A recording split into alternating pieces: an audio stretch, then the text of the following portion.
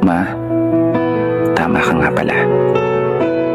Tama lahat ng mga sinabi mo sa akin noon. Mga payo, mga pangaral na binabaon mo ngayon. Na darating yung panahon na kailangan kong harapin yung mga pagsubok at hamon ng mag-isa, nang walang inaasahang tulong mula sa iba.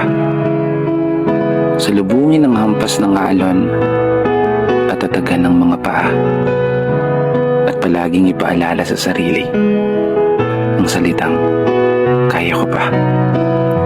Oo, kaya ko to. Gaya ng palaging sinasambit mo.